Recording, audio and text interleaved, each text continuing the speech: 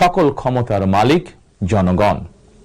কিন্তু পতিত পরাজিত বিতাড়িত ফ্যাসিস্ট চক্র জনগণের কাছ থেকে রাষ্ট্রের মালিকানা কেড়ে নিয়েছিল জনগণের সকল গণতান্ত্রিক রাজনৈতিক অধিকার।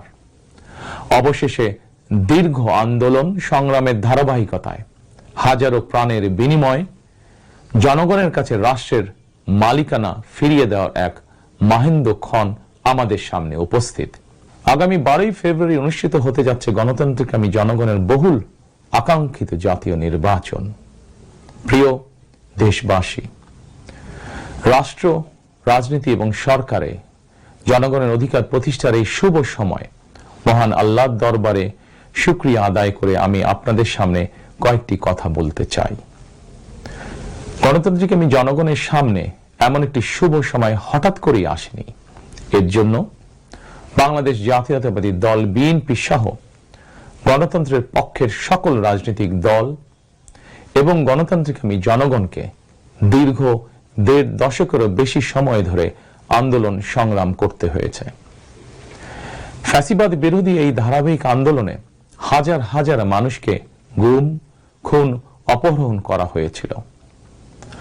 আয়নাঘর নামক এক বর্বর বন্দিখানা যেন হয়ে উঠেছিল জ্যান্ত মানুষের কবরস্থান। শুধুমাত্র 2024 সালে ছাত্র জনতার ঐতিহাসিক গণ অভ্যুত্থানে 14 শতাধিক মানুষকে হত্যা করা হয়েছে।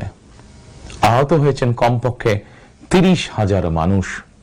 বাংলাদেশের জন্মযুদ্ধ থেকে আজ পর্যন্ত দেশে গণতন্ত্র এবং মানুষের অধিকার প্রতিষ্ঠার জন্য বিভিন্ন সময় যারা শহীদ হয়েছেন তাদের মাগফিরাত কামনা করছে। যারা আহত হয়েছেন তাদের প্রতি জানাই গভীর সহানুভূতি এবং সহমর্মিতা। হতাহতদের শোক সন্তপ্ত পরিবারের প্রতি জানাই গভীর সমবেদনা।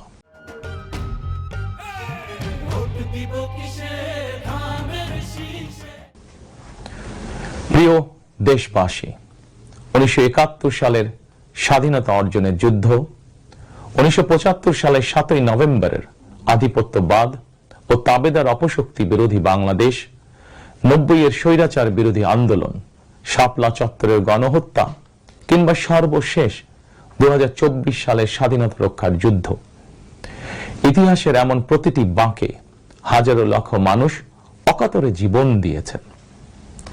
একটি প্রাণের সমাপ্তির মধ্যে দিয়ে একটি পরিবারের স্বপ্ন ও সম্ভাবনা, আশা আকাঙ্ক্ষারও মৃত্যু ঘটে।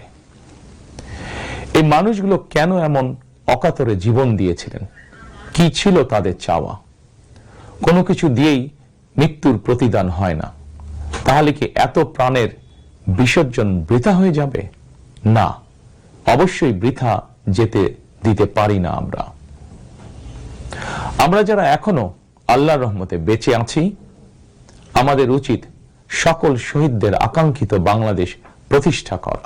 একটি ন্যায়ভিত্তিক, মানবিক, নিরাপদ, গণতান্ত্রিক বাংলাদেশ প্রতিষ্ঠার মাধ্যমে আমরা দেশ এবং জনগণের জন্য উৎসর্গকৃত সকল প্রাণের প্রতিদান দেবার চেষ্টা করতে পারি।